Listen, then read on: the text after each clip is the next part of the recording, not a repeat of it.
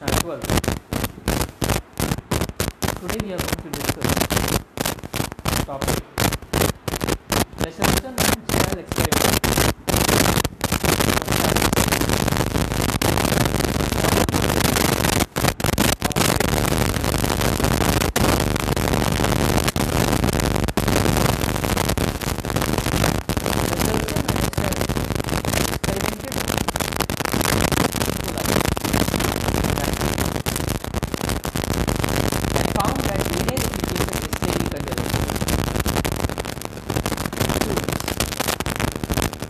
Messelson and Stelly were the scientists who experimented on a bacteria named E. coli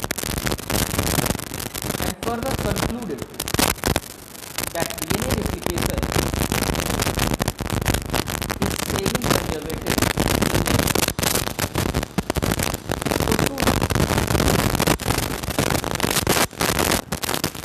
So in this picture we can notice that the two different types of bacteria are taken and they are further incorporated with N15 and N14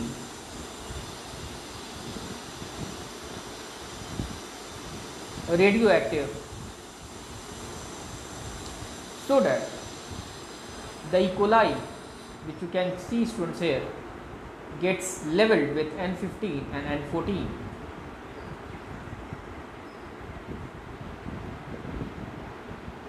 Initially, Messelson and Stelly cultured E. coli bacteria in a medium containing higher concentration of heavy nitrogen. So students, initially we can notice here that the Messelson and Stelly cultured, that means grow, E. coli bacteria in a medium which was containing higher concentration of heavy nitrogen. So students, when we say heavy nitrogen, then that is N15. So students, N15 is supposed to be the heavy nitrogen. Students, here in this picture also we can understand that when the bacteria was cultured in the N15 medium and thereafter in the CSCl gradient, when it was further centrifuged, then we can notice here students that the DNA of the bacteria was staying N15. So students, the N15 bacteria, the bacteria further got stained with the N15, which is the heavy DNA. Students, here you can notice also it is mentioned here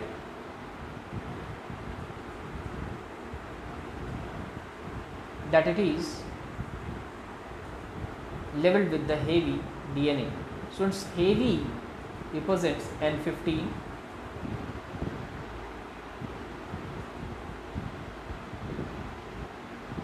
E. coli bacteria was later cultured in a medium with concentration of light. E. coli bacteria was later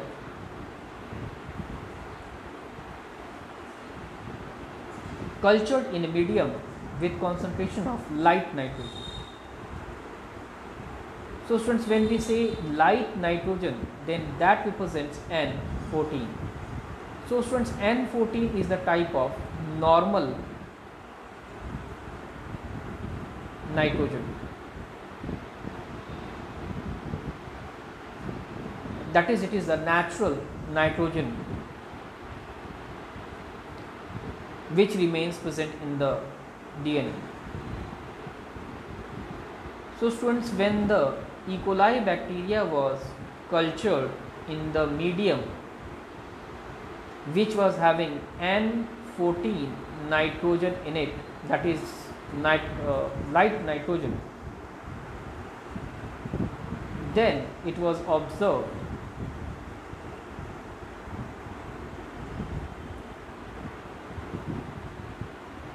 that the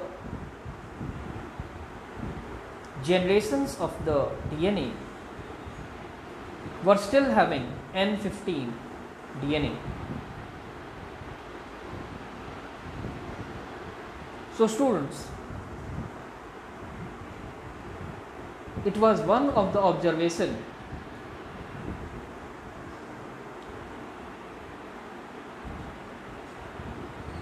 which further proved that the first heavier N15 still gets repeated itself in the first generation, which you can find students here, even after treating the DNA with the N14 rich nutritive fluid.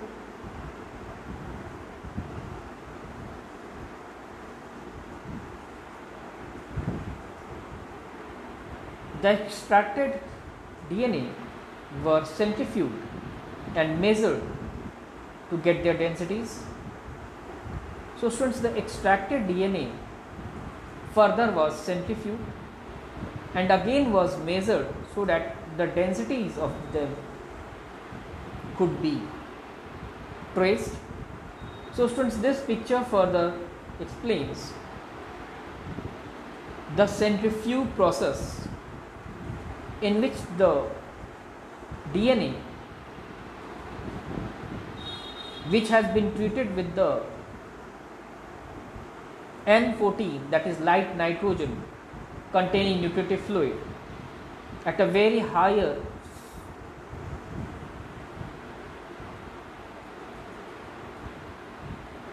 speed, so that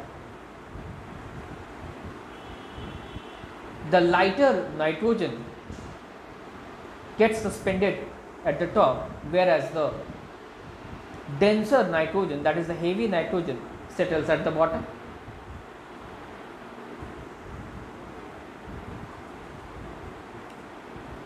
The DNA extracted from the culture after one generation of transfer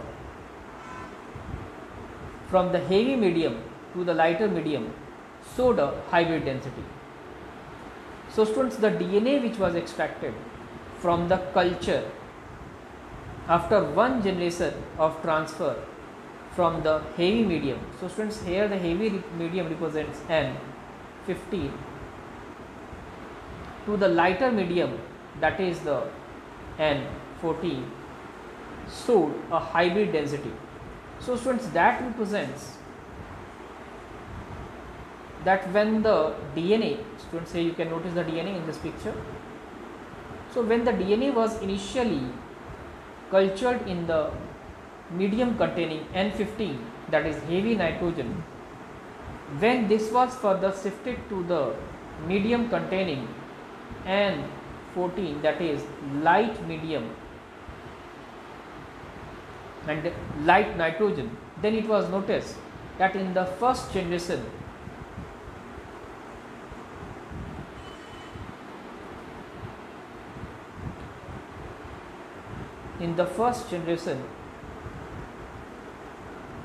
there was presence of hybrid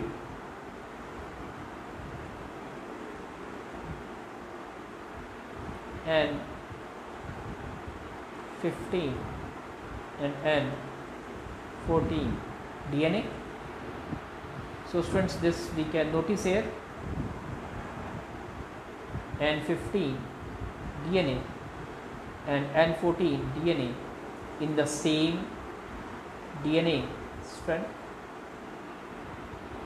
So students, we can clearly notice here that the N14 and N15 both are present in the same DNA.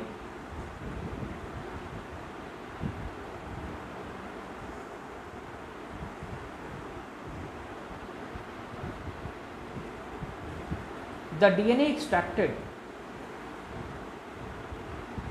from culture after two generations showed equal amounts of light DNA and hybrid DNA. So students, the DNA which was extracted from the culture after two continuous generations showed equal amounts of light DNA and hybrid DNA. So students, this concept we can understand with the help of this picture, where it is noticed, where you can easily notice that in the first generation there was heavy nitrogen, that was there was presence of only N15 heavy nitrogen. But in the second generation, what in the first generation we can see here, the hybrid DNA with N15 and N14 strength. In the second generation also, students, we notice that the 50%, which you can notice students here, the 50% light, that is N14 DNA is found, whereas 50% light and heavy, that means N14 and N15 DNA is found. And in the third generation, still 75% of the light DNA, that is the N14 DNA remains present, but still 25% light heavy, that is hybrid N14 and N15 DNA still remains present in the third generation. So students, this further prove that the DNA strand which was initially cultured in the medium containing heavy nitrogen still gets itself repeated in the third generation also, although after initially treating the DNA with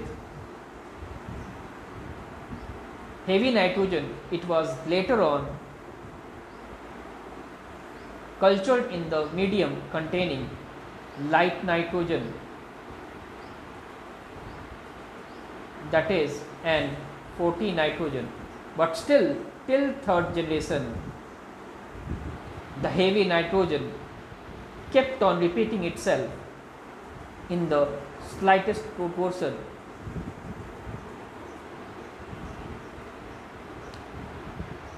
When E. coli was grown for more generations, amount of light DNA obtained was higher, but hybrid DNA was also present.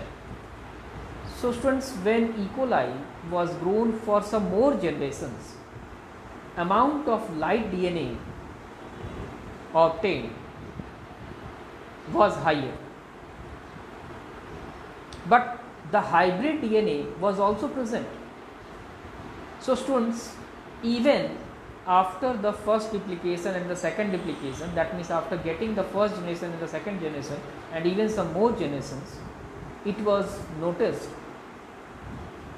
that the heavy nitrogen still kept on repeating itself in the later generations of the same E. coli, which was later on cultured in the lighter nitrogen.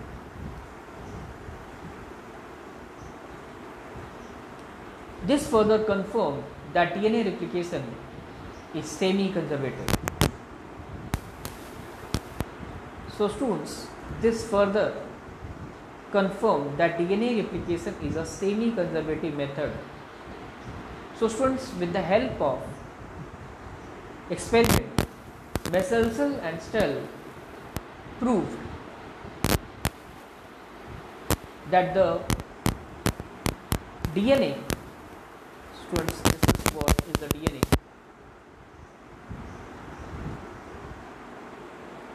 Replicates only by the method of semi-conservative and does not replicate by the conservative method or the dispersive method.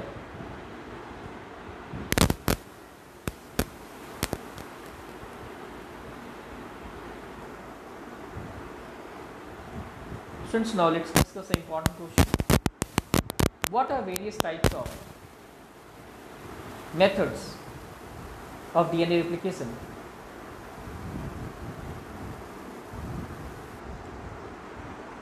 The following are the methods of DNA replication: conservative, semi-conservative, and dispersive. Thank you, students.